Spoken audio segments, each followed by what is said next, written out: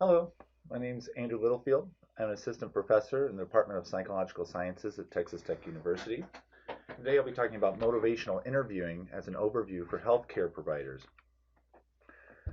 To give a rundown of today's presentation, we'll be talking about motivational interviewing, which is an approach to enhance behavior change in the context of your training, how we use this behavior change as part of the SBRT model.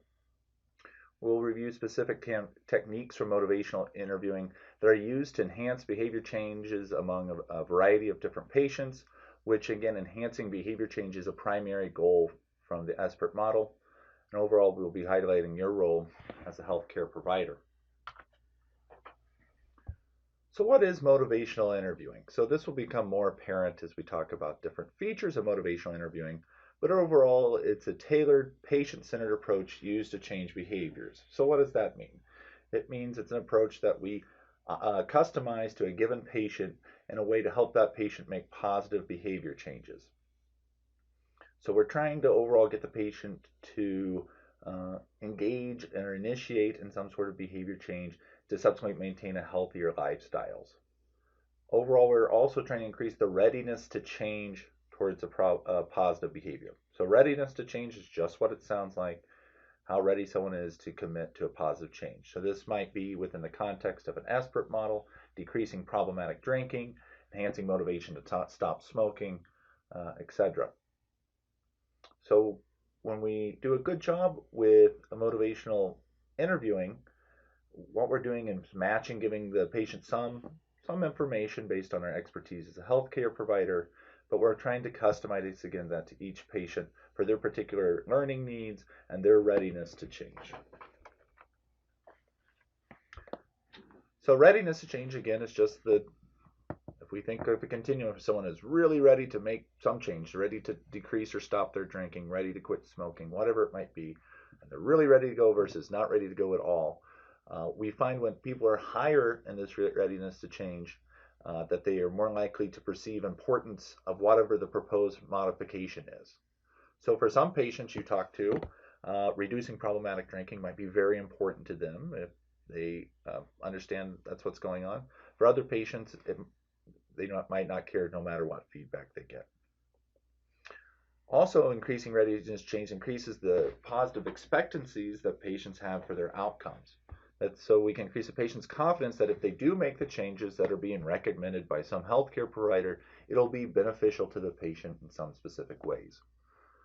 We also try to enhance readiness to change because it increases self-efficacy. So self-efficacy is basically how confident is the patient that they can successfully modify their behavior.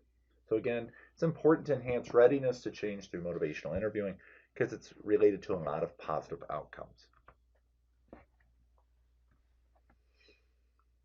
So when we use motivational interviewing, one of our root goals is to increase a commitment to change. There's rampant evidence from numerous studies with numerous types of behaviors that when motivational interviewing is applied to different patient populations, that we can enhance their commitment to change. Now, getting a bit more into the specifics of MI, we try to increase this patient's commitment to change through several processes. So one is labeled expressing empathy. So expressing empathy as opposed to accusing the patient or confronting the patient, we try to get the patient to understand we're trying to see the world through their lens, through their perspective. We're also trying to attempt to identify discrepancies or gaps between what a patient apparently values and their own behaviors. For example, you might have a patient that really values being a good parent, but are also using substances in a dangerous way around children. So we try to identify those discrepancies for patients. And again, we're trying to promote the patient's self-efficacy. Overall, we're trying to increase the patient's belief that they have the ability to change. And we do this several ways. One way is we respect the patient's autonomy or their own decision making, and that we really note explicitly for the patient that they're in charge of their own change. An idea of motivational interviewing is that whatever change a patient might make, it's really in the patient's hand if they're going to make that change or not. So as you may be familiar with as a healthcare provider, resistance can be common when we're dealing with patients. However, typical approaches to handle this resistance are typically not productive. They don't result in good outcomes, and oftentimes they're counterproductive. So, for example, when we use direct arguments or direct persuasions with patients, they tend to just dig in instead of hearing out our arguments and responding. So, in motivational interviewing, we don't seek to counter resistance head on, but rather what's referred to as roll with this resistance. So, when we face resistance with the patient, again, we don't directly argue, we don't directly persuade, we just roll with this resistance. And we can do this several ways. First, we can acknowledge the difficulty of the change that the patient is trying to undertake. We can also consider multiple facets or factors that's contributing to the patient's current behaviors and the potential things that are barriers to changing their behaviors. And we can also emphasize to the patient benefits of the new behavior. And again, going back to motivational interviewing being a tailored approach, when we do this, we really want to use specific examples that are relevant to a patient's personal health. So let's think of a more concrete example of how we might apply motivational interviewing in a healthcare setting. So let's say you're working in the emergency room and you have a patient that comes in and breaks their arm as a result of basically drinking and driving. So we might be tempted to directly confront the patient. Hey, seems like you have a drinking problem. What are you going to do about it? Or try to persuade the patient, you know, it just makes a lot of sense for you to cut down your drinking, and here's why. We can try those things. Those are common approaches, but most data suggests they're not likely to be effective. Patients tend to counter these types of arguments and persuasion techniques. So basically, if you say one thing, the patient tends to take the other side. So if you say, I think you have a serious drinking problem, the patient might say, listen, I had one bad night, but I'm doing just fine. So again, we have this example. The patient we encounter clearly has some issue with substance use, given where we find them in their context, and we might think how we can help change the patient's behavior in a positive way. So as opposed to these more common approach of direct persuasion or confrontation, using MI, we try to work with the patient in a collaborative fashion. So in a collaborative fashion, as opposed to us taking the expert role where we're going to tell the patient exactly what to do, and we see if they do it or not, we're going to try to work with the patient to come up with a plan based on their own ideas for change, what they think might work or might not work.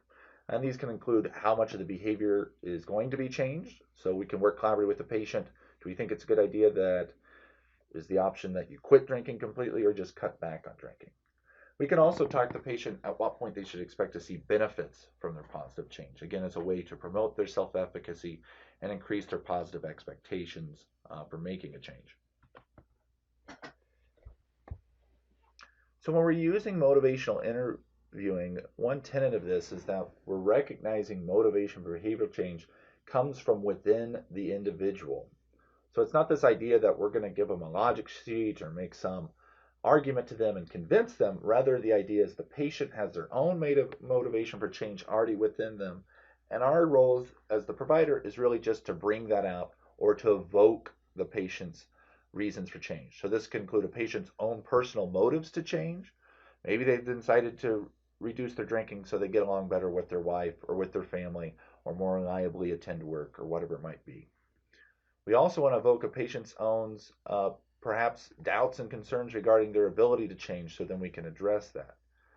And more importantly, we want to evoke a patient's own strategy to enhance their chances of successful behavioral change. So again, a big part of MI is trying to bring out from the patient their own motivations for change, but we need to know how we can do that within motivational interviewing. So this leads us to the so-called spirits of motivational interviewing, which you can see on the screen here, of collaboration, compassion, acceptance, and evocation. And we'll talk about each of these spirits in turn. So in terms of evocation, basically the idea here is the things that are going to be most successful in getting a patient to change will be brought out from the patient using their own words, their own ideas of why they think it is important, rather than having some healthcare provider why they think smoking is so bad or drinking might be causing them problems.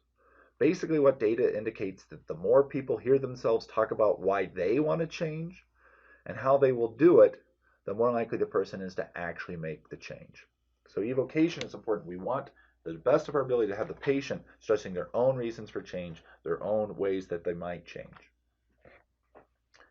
Again, in collaboration, this goes back to the idea in MI, we're forming a collaborative relationship. We're just not the expert who's giving out like an audio box directions to the patient, but rather we try to form a partnership with the patient. And this partnership is based on the ideas that us as healthcare providers can be an expert on what's helped other people or specific treatment protocols, whereas we see the patient as an expert on themselves. Nobody knows the patient better than the patient. And again, the collaborative solution has a lot of pros to it. It really avoids a lot of traps that we might fall into as providers trying to help the patient make change. So we can avoid over-prescribing where we give too much information or direction. And it shows the patient that we value their ideas and contributions to their own behavior change. Also in MI is a piece of this, we respect the patient's autonomy. As you probably know as a provider, no matter what you want for your patient, they are the one that are ultimately going to decide what they're going to do and what they're not going to do. So in MI, instead of avoiding this reality, we respect it. So we respect the autonomy that the patient is going to make a choice, even sometimes we're not going to agree on. This doesn't mean we can't share our concerns. We can say, if it's all right with you, I'd like to express some concerns as a healthcare provider. This is what worries me about your drinking, your smoking, your substance use, what have you. But also we're recognizing we can't force that patient to change. And there's a bit of irony here that actually as you give patients more freedom to choose, give them more choices to change, you're actually increasing the likelihood that they'll actually make a positive behavior change. Another important piece of motivational interviewing is it's very goal-oriented. We have a direction. We're trying to direct the patient towards positive change. Now, there's a balance here. We don't tell the patient what to do all the time. That would be 100% directing. We also don't let the patient lead us around and spend the appointment talking about non-health related issues where we're just following the patient.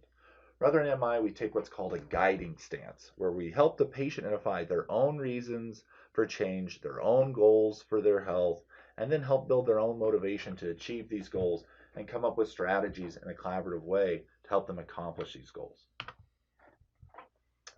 We spoke a bit about empathy earlier. Really, empathy is just the idea that we can see the world through the patient's perspective. Now, that's not the same as acceptance. We can have empathy for behaviors we don't accept, right? So we might understand why the patient got in a car while they were very intoxicated and subsequently got in an accident through their lens, but it doesn't mean that's an acceptable behavior. And empathy is also not the same as sympathy, where we just feel sorry for the person. We're really trying to understand the patient's perspective from their point of view. Compassion is a spirit that was added in the most recent edition of the motivational interviewing text.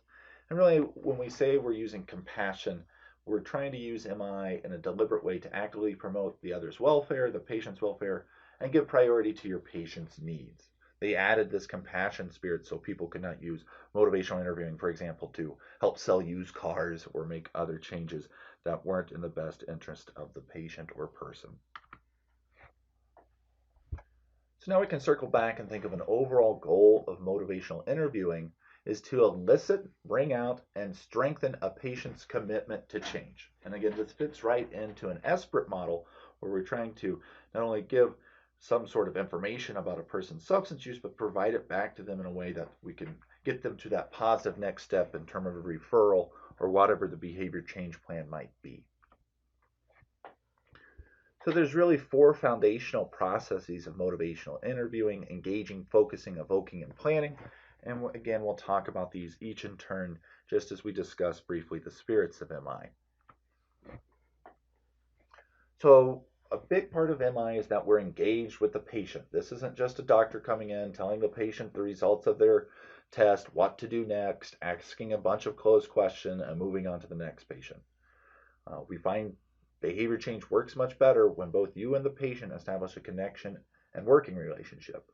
And if we really don't engage with the patient, we really can't use motivational interviewing. So again, this is a person-centered style, meaning we're focused on each different patient as their own individual. We're going to listen to the patient. And we're also going to use core skills from MI that abbreviate to the ORS skills, where we're going to tend to use open rather than closed-ended questions, have affirmations where we support the patient's abilities, using reflections, both simple and complex, and also using summaries to help the patient.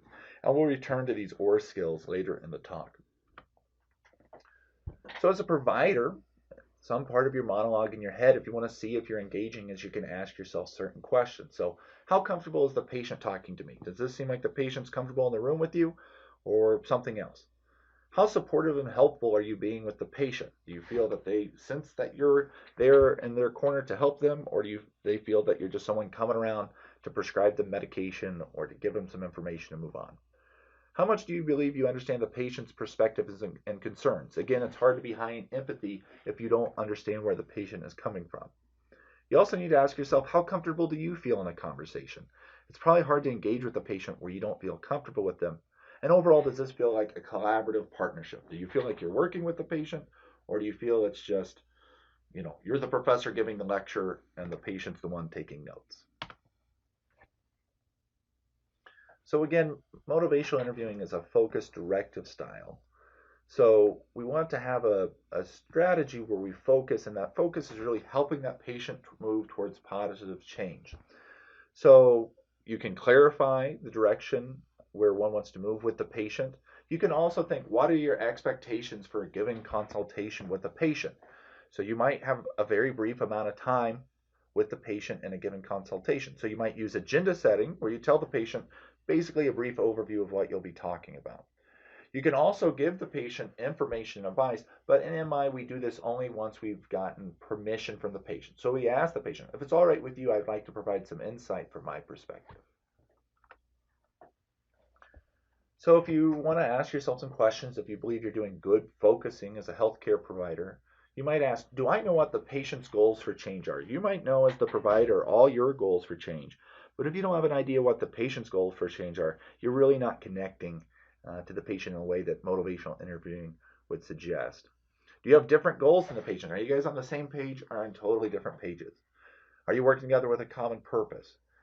Is there a clear sense where you're going? Does it feel like you're just going around in loops, or do you have a good sense of how you're going to help lead the patient by evoking their own reasons to change towards a positive choice?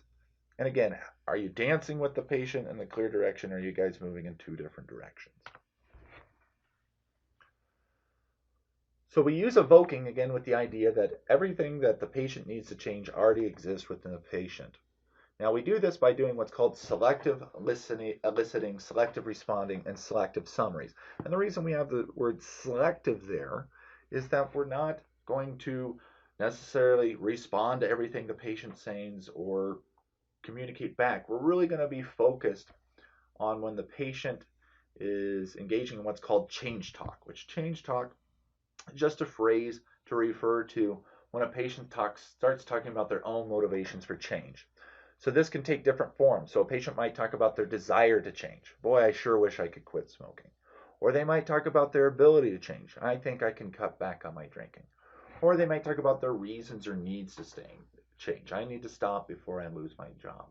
So we want to particularly elicit and respond to when a patient is making these types of utterances.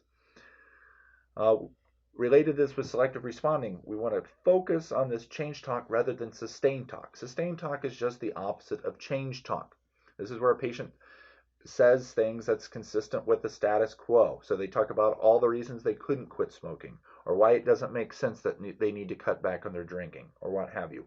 We want to briefly acknowledge those concerns, but really put the weight of our focus on selectively responding to change talk. And we also, when we summarize what a patient is telling us, we want to select summaries that the patient has statements in favor of change. So again, when we summarize the patient what we're hearing, we're not going to pile all the reasons why the patient can't change and why the status quo makes sense. Rather, we're going to select the pieces out where the patient makes statements in favor of change. So when you want to ask yourself some questions, if you're doing good evoking, you might say, do you know what the patient's reasons for change are? If a patient is reluctant or hesitant to make a change, is it more about that they're low in confidence or that the change is not that important? It's a much different strategy you have with a patient if it's the change they want to make is very important to them, but they're not that confident that they can do it, rather than a patient who's pretty confident they could engage in a change. It's just not that important to them. You also want to be kind of taking an inventory. What change talk are you hearing when you're with a particular patient? You also want to be careful with your speed. Are you going too far or too fast in a particular direction without working collaboratively with that patient? And again, in MI, we want the patient to be the one arguing for change rather than the provider. So once we feel like we've reduced the patient's ambivalence to change, their uncertainty whether they want to make a change or not, and have some commitment towards change, we can move to some sort of change plan. So in the expert model, this might be selecting the next step, selecting an appropriate referral option. So when we're talking about once again, it makes no sense to put a plan together if you have a patient who's low in motivation to change. You can put the best plan together in the world, but if a patient's not going to execute it, it doesn't really matter. So again, once we've gotten a patient's motives towards change evoked from them, then we can think and ask ourselves about planning. So what would be a reasonable next step towards change? What would help the patient to move forward? Are you remembering to evoke a plan for the patient? What ideas does the patient have for change rather than just give them or prescribe a plan? When you do offer information and advice, are you doing that with permission? And overall, are you remaining curious about what works best for this person rather than your own preconceived notions, what you think would work best for this person? Now we're going to circle back to the main goals of MI, again, using these OR skills to increase change talk. So again, we're going to talk about open-ended questions, which are questions that don't invite brief answers, but rather can give us more and richer information about the patient. Affirmation, so basically when we're working with the patient in whatever setting, how to praise them, support them, make them understand that what they're doing is tough. Reflections, so rather than asking a bunch of closed questions or questions generally, how can we reflect to the patient to connect with them? And then again, using summaries that link together and reinforce whatever material that you've discussed in whatever setting with the patient. So we'll talk about each of these skills in more details. So again, an open-ended question is a question that has a wide range of possible answers. So we can use open-ended questions strategically to accomplish many goals. So we might seek more information about the patient. We can get the patient's own perspective. You know, what are your own ideas of why this change is important? Why do you think are the most beneficial aspects if you were able to reduce your drinking? And we can also encourage the patient to have self-exploration, maybe grapple with questions they haven't before. The open question allows the option of surprise for the questioner. Okay, so when we use these questions, as opposed to asking a bunch of closed questions that we might be accustomed to, we're trying to get richer information out. And we can use tell me more statements are a type of open question. Tell me more about what concerns you most about your drinking. Tell me more about looking down the road, what concerns you the most if you're not able to stop smoking now. On the flip side, we have closed questions.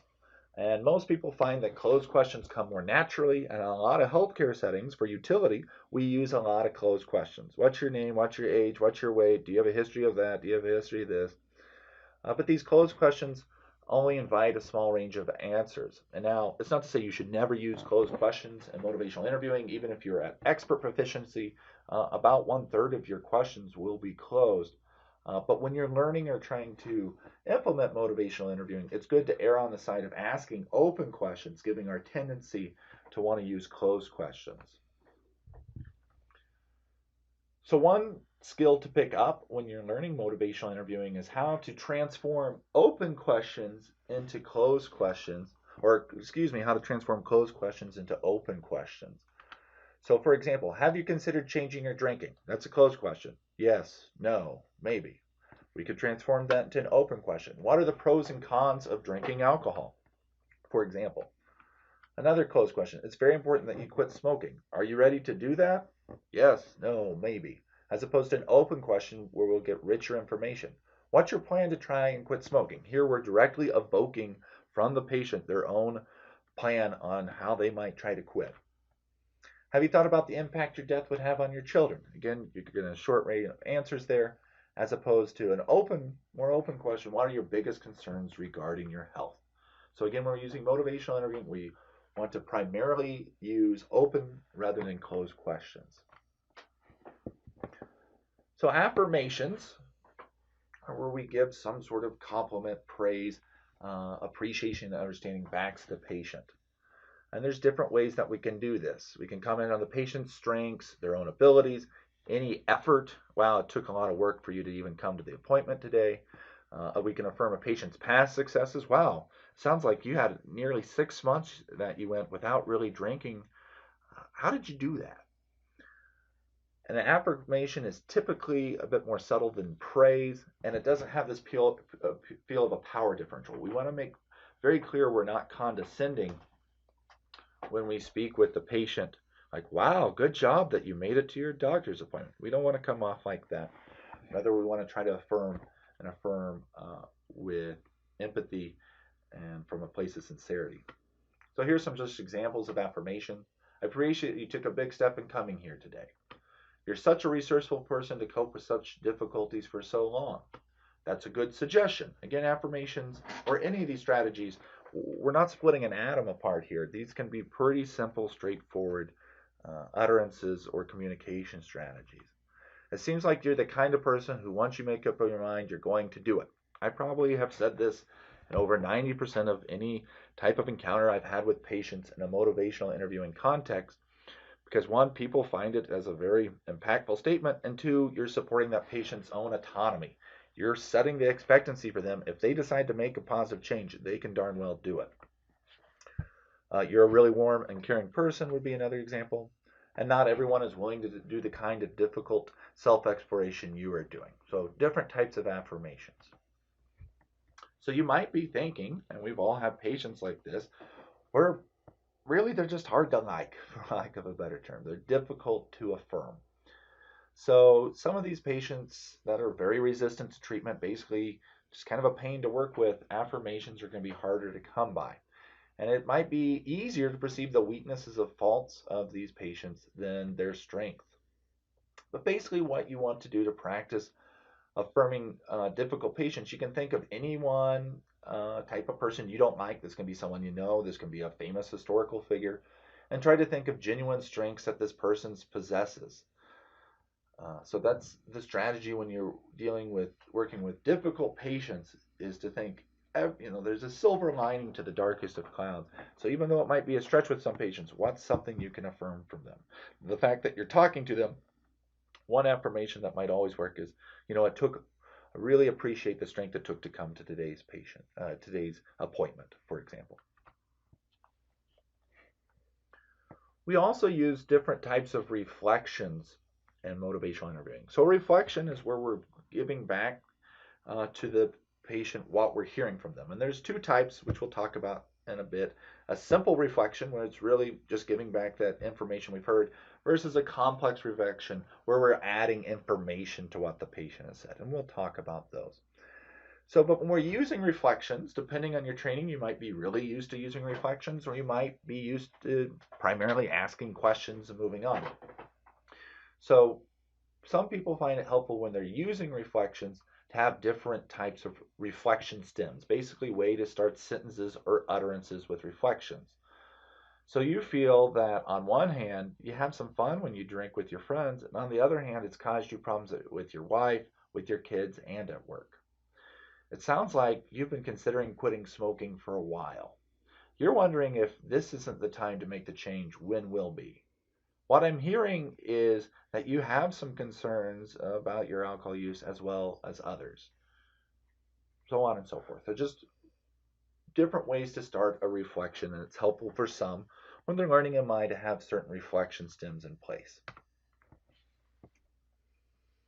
So again, in MI, there's two main types of reflections, a simple and complex reflection. So as simple as just a basic acknowledgement of what the person has said, where we're just restating what the person said in some way without adding additional information. So the simplest is repeating, what a parrot would do. Man, doc, it's been really tough for me with my heroin use. Sounds like it's been really tough for you with your heroin use. We're just literally saying back to them what they said to us. Rephrasing is where we're just going to rearrange what they said to us just a bit, but we're not adding any additional information to it. So doc, it's been really, really tough to kick these opioids. You've been really struggling with your addiction to opioids or whatever it might be. So repeating and rephrasing are the two types of simple reflections that you might use. On the other hand, as we increase our proficiency in motivational interviewing, we might tend to use more complex reflections. So complex reflections add meaning, go beyond what the speaker is telling us, what the patient is telling us, and can be used strategically on a lot of fronts, can be used to guide our appointment, emphasize key elements, so like when the patient makes change talk. So different types of this, there can be paraphrasing, which goes beyond the simple reflection form of paraphrasing, where we just make a restatement, but we try to add meaning to what the patient is saying. Again, if we're high in empathy with our patient, and we think we have a sense of what the world looks like through their lens, we can go on and kind of complete the next paragraph. So you've been really worried about your drinking, or you've been thinking about your drinking a lot lately, and you're quite worried about the future. Something where we add more than what's going on. So that can be paraphrasing, or again, that reflection of feeling, where a patient might tell us something that doesn't have feeling in it. Well, doc, it seems like my drinking's getting away at me at work. And we might complex reflect and say, it sounds like you've been very worried, if not scared, what might happen to your job and subsequently your family if you continue to drink the way you do. So again, a complex reflection as opposed to simple reflection goes at least one step beyond the information we're receiving. A common type of complex reflection is the double-sided reflection, sometimes called the reflection of ambivalence. So in a double-sided reflection, which is also considered a type of summary, is where we really take pieces of what the patient's saying to us in terms of ambivalence, and we summarize it in a specific way to help lead that patient towards positive behavior change. So if I'm hearing you right, it sounds like on one hand, you really enjoy certain aspects about smoking. It helps you relax, lets you get away from work. And on the other hand, you've noticed some health issues arising and you're really worried what lays ahead of you down the road. Okay, so we're capturing that ambivalence in a specific way and a specific structure. So to go back on this a second, when we do have this double-sided reflection, a couple things. One, we want to use the word and not but when we're capturing that ambivalence to give it balance. And we also want to close out on the direction towards behavior change. So we want to acknowledge the status quo in the first part of the reflection and the positive behavior change in the second part. And the reason we do this is that people tend to pick up the conversation wherever you leave it. So if you have two reflections that have the same information but different order, well, on one hand, you've been worried about your smoking, and on the other hand, you find it to be really relaxing to you. The patient is going to probably, in most circumstances, talk about how smoking is a positive, maintaining that status quo.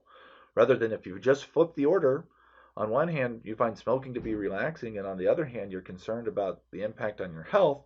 In that scenario, the patient is going to be more likely to pick up and talk about their concerns for their health, i.e., engage in change talk rather than sustained talk. Summary is just a type of reflection that includes two or more separate ideas. We can consider that double-sided reflection we just reviewed as a type of summary. And summaries are helpful on a lot of fronts. When you have a patient, a particularly verbose patient who's giving us a lot of information, it can be helpful to block different snippets of time for what the patient's telling us. And again, we want to selectively summarize. So let me make sure I'm following. Even though there's some things that you like about your drinking, makes it easier to relax with friends, you've really found some problems with showing up with work reliably.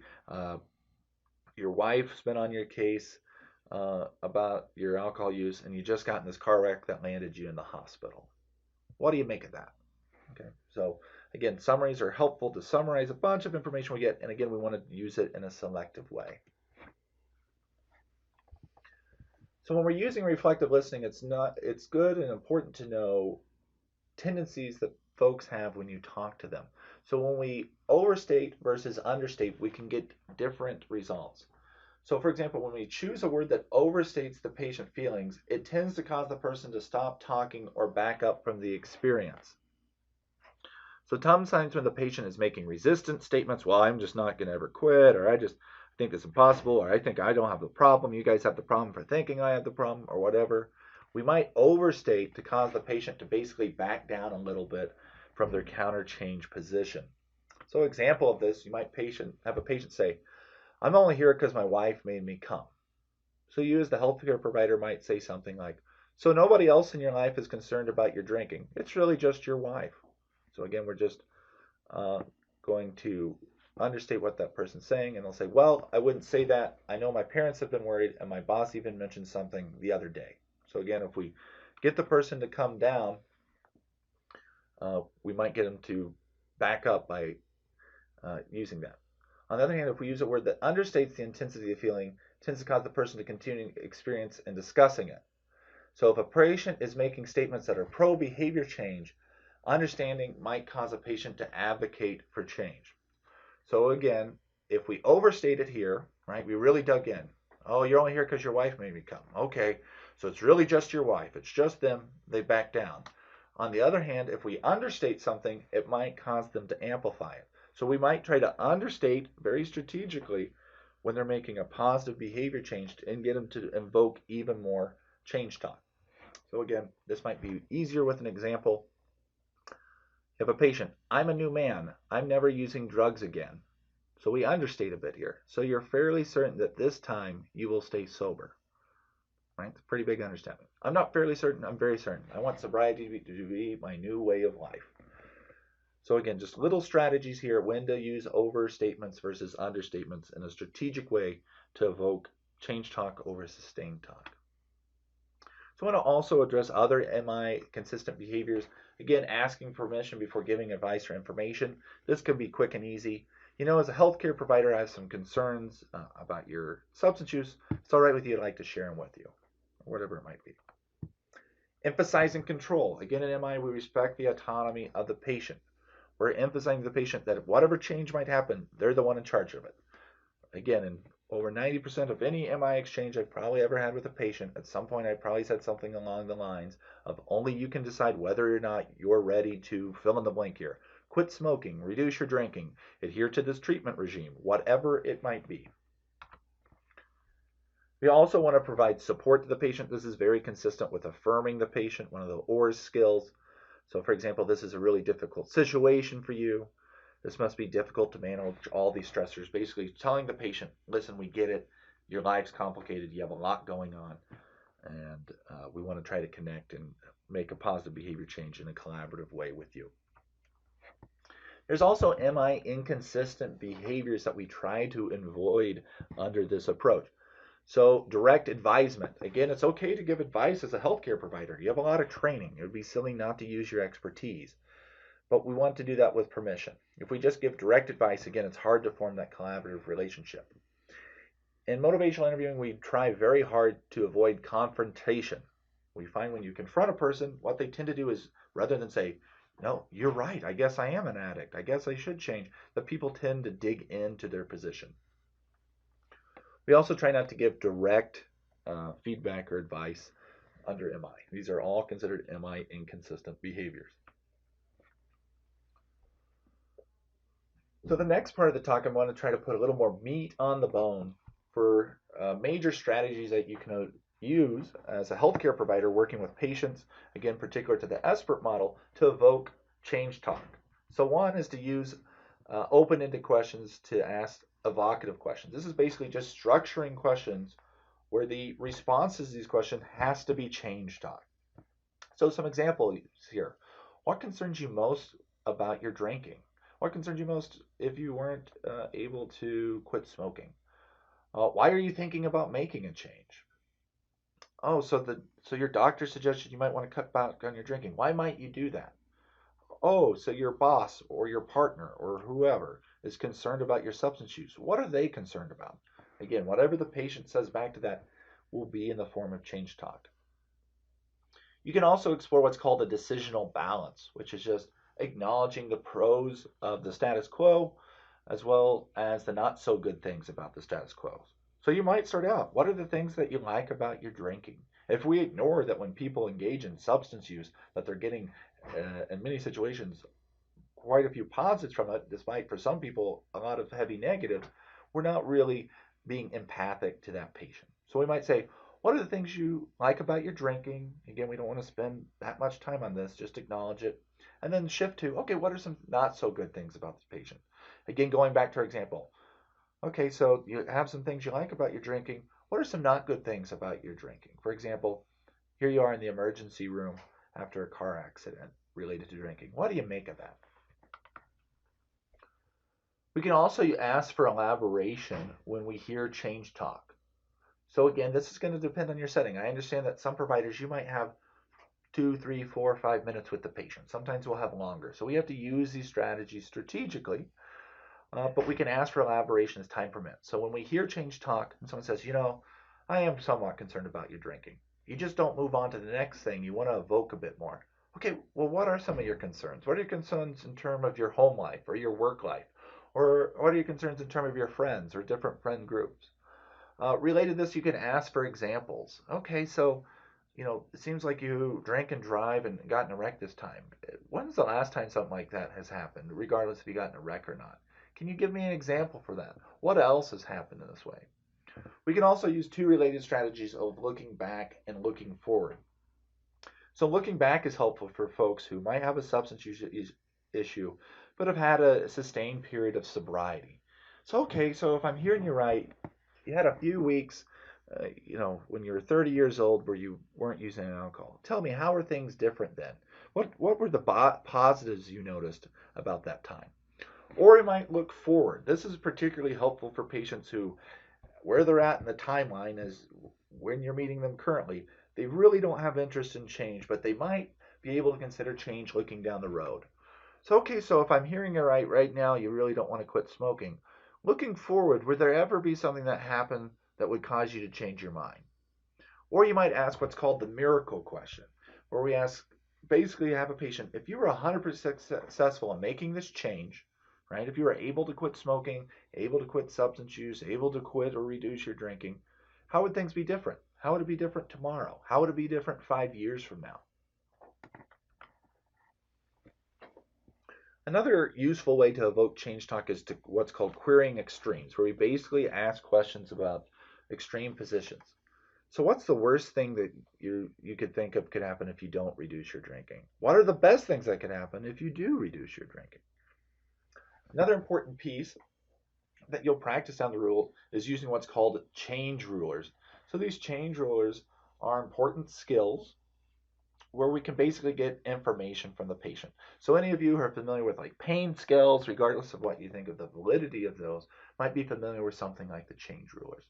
So we might ask the patient, say on a scale from 0 to 10, where 10 would be the highest and 0 would be the lowest, how important for you is it to reduce your drinking, quit smoking, get clean from heroin, whatever it might be? Okay. And then we follow up with this. So let's say a patient says, oh, how important? I don't know, maybe a 5. Okay. 5, wow, that's halfway there. What makes it a 5 and not a lower number, a 2 or a 3? Their response to that has to be change talk. And then we can follow up. So a 5, that's pretty good. You're halfway there. What would it take to get to a higher number? I don't know, a 7 or an 8. And then again, the response to that will be change talk. And we can toggle this importance to all sorts of different things that we might want information. Rather than how important to you, how confident are you that you want to do it? How much ability do you think to it? How much commitment do you have to this? So we can toggle different things into these change rulers and use them again strategically, not only to get more information about our patient, but to again evoke change talk from them. The two biggies on this are the importance and confidence rulers. We might also explore the patient's goals and values. Again, this is a way to create a discrepancy between what the patient says is important to them and their actual behavior. So we might figure out with the patient what's important to them. We can pick up in this talk. It sounds like family's important to a patient, for example. And if they have a problem behavior, is this discrepant potentially with what's important to them or what they value? So we might say to the patient, if I'm listening, being a good parent's really important to you, but your continued use of heroin is really getting in the way of that. Another thing we might use, and this is really where we're kind of throwing out the anchor. We've tried all these wonderful motivational interviewing skills that we've practiced and worked on, and nothing really seems to be clicking with the patient, where we what's called come alongside the patient. So this is where we explicitly side with the patient's status quo and see what they do. Perhaps your alcohol use is so important to you that you won't give it up no matter what the cost. Right? That's a pretty drastic statement. And again, by overstating that's right, this is kind of goes back to that overstating example, it might get that patient to back down. Well, I wouldn't say I'd keep drinking no matter what. I guess if, I don't know, this thing happened or that thing happened, I might consider it. So it's again a way to get them to think about change. So these are 10 major strategies for evoking change talk that you can incorporate in your communications with patients as you practice them. So again, we talked at the beginning of the lecture on an MI, rather than directly confronting patients or trying to persuade them, we actually roll with their resistance. Resistance in more common writings on MI is now called discord and sustained talk, but it's basically the idea that patients are engaging in speech that maintains the status quo. So discord can show different forms. They don't agree with you as a provider, they feel like you don't understand them or that you're attacking them. When there is discord, basically it's hard to have that collaborative relationship. They might have passive agreement with you. Sure, doc, I'll do that. They might have arguments against change. Well, I really don't want to quit drinking, and here's why. They might qualify. You might say something like, well, here you are in the ER because you got in a car wreck. Don't you think your drinking's a problem? Yes, but this is the first time this happened. It's just one bad night or whatever. Or if you really get them upset, they might make critical comments about you, the provider, the hospital or clinical you're in, the legal system. Well, if alcohol wasn't legal, I wouldn't have this problem. Whatever. And there's also sustained talk. Again, this is the opposite of change talk, where the patient voices the benefits of staying the same and the cons of changing. This is the opposite of what we want from a motivational interviewing encounter. So again, in motivational interviewing, we want to roll with resistance and avoid what's called the riding reflex. So the riding reflex is this natural tendency that most folks have, that when we hear something that we know is not good, we try to counter that resistance or that feedback by persuasion, cheerleading, logic, data, scare tactics. Really, that's anything the logical opposite of that resistance we encounter. Again, in MI, we never directly oppose resistance, but it doesn't mean we're just like shrugging our shoulders and giving up. We're working really hard, just using a different set of strategies to elicit the opposite of that resistance. So here are some strategies for managing resistance, or a way to roll with resistance. First, we might use a simple reflection. Again, part of the OR skills, the R and ORs. The idea here is that we can respond to resistance with non-resistance. So we can have a small shift in an emphasis that might be accomplished. So we just reflect in a simple way that shifts their focus. Or we can do an amplified reflection. So this is when we reflect a resistance statement, it's an amplified form, and again, to get the person to back down. So you have to be careful with amplified reflection. So an example of this would be a patient says, well, my partner wanted me to come in to talk to you about my substance use, but frankly, I'm not worried about it. So an amplified reflection would be like, only your partner's concerned and there's really no other concerns here. Okay, so you have to be careful with this. You can't sound sarcastic, when you can't overthink things too extremely. And when you use it, you have to be empathic with that. We can also use those double-sided reflections to roll resistance. So in a double-sided reflection, we take up both sides of what's being said, but we do it in a way strategically. So again, when we hear two sides of the coin, yeah, I understand it's a problem that I'm in the emergency room because I drank and drive and got a wreck, but, this is a one-off and not that big a deal. We might summarize in a strategic way to roll with resistance. So on one hand, getting this serious form of drinking problems is rare to you. And on the other hand, it's quite serious that we're here in the emergency room. You're quite injured and we're talking about our drinking. So again, the order of your words matter. The patient will pick up wherever you leave off. Shifting focus. So this is basically when a patient is starting to dig in on things that are intractable, things that are going to be hard to maneuver from, and we shift their focus to something else. So you might hear this in all sorts of different ways. So I suppose you're going to tell me I need to stop drinking, or I know I screwed up, I got a DUI, now I have to go through your program or go through your referral or whatever.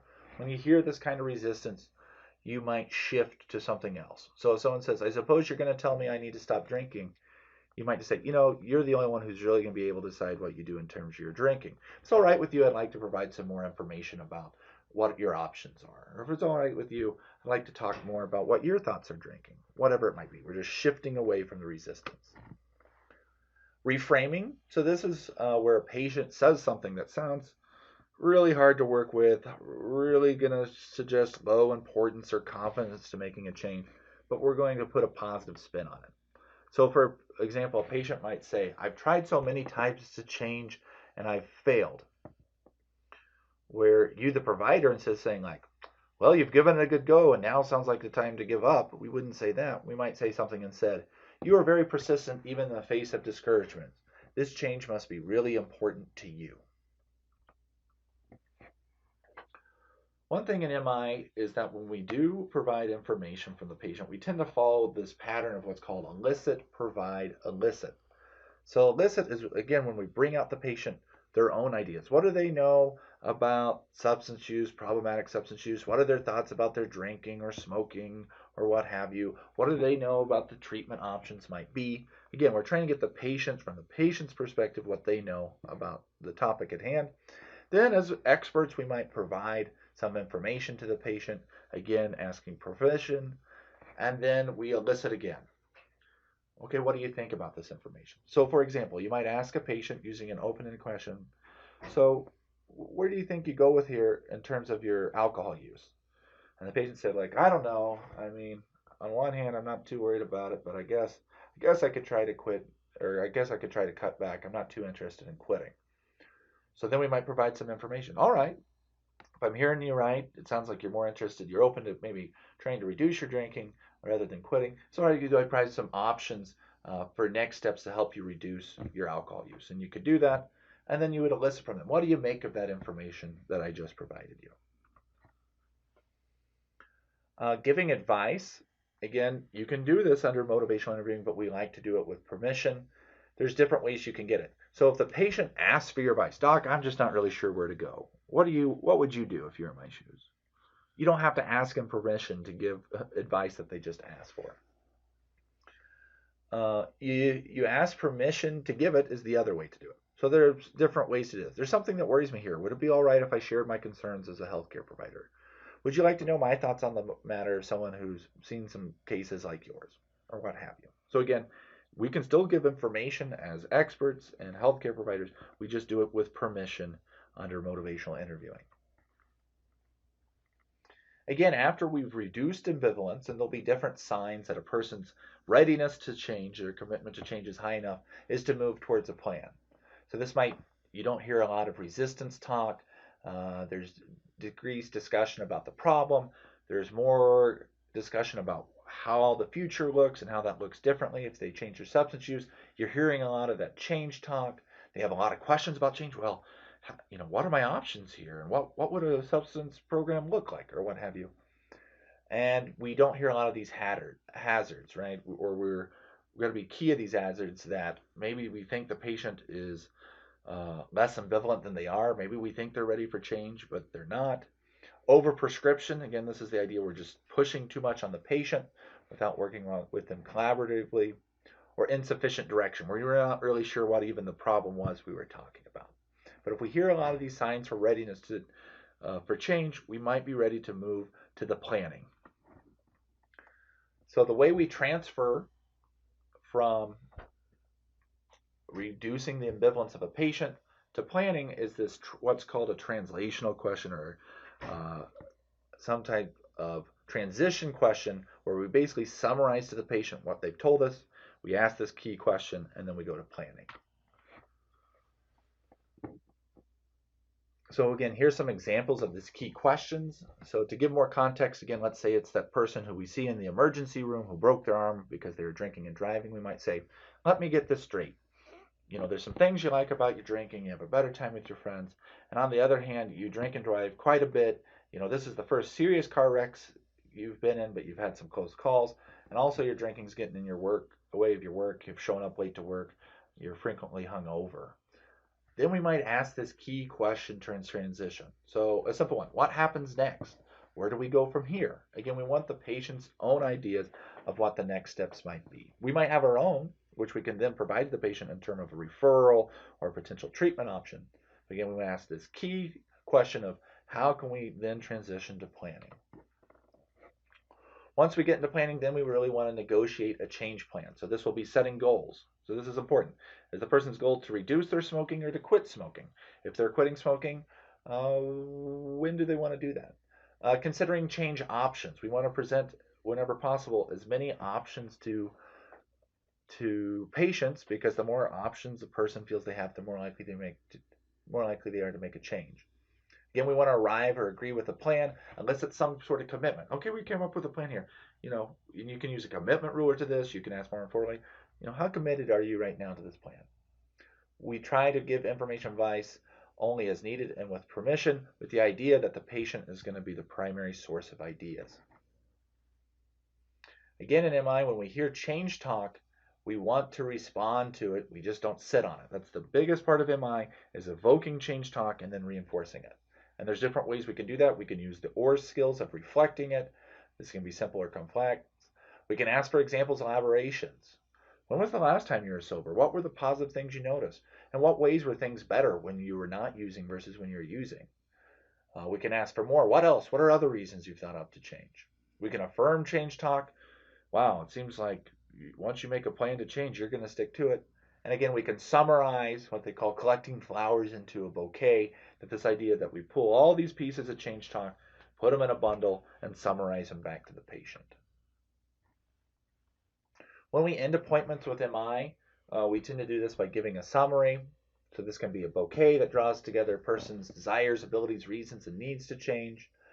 We can briefly acknowledge areas of reluctance if appropriate. We can summarize the patient's commitment, strength to the change. And again, if we get a strong commitment, then we can engage in that change plan. So to summarize your use of motivational interviewing as a provider, I'll reflect on one of my favorite Thoreau quotes: there are thousands hacking at the branches of evil to one who is striking at the root. So as a healthcare provider, you're probably going to see a lot of conditions, depending on your rotations where you're at, that are either going to be directly or indirectly related to a patient's problematic substance use.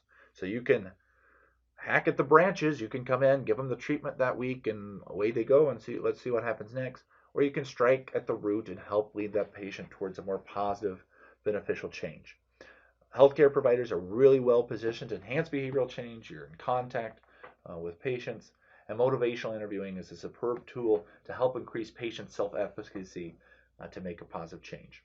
Learning motivational interviewing is not simple. It's going to take more than an hour-long lecture like this and a few practice sessions.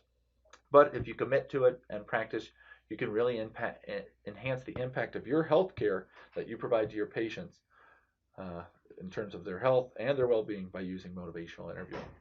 So again, my name is Andrew Littlefield, and I thank you for your time.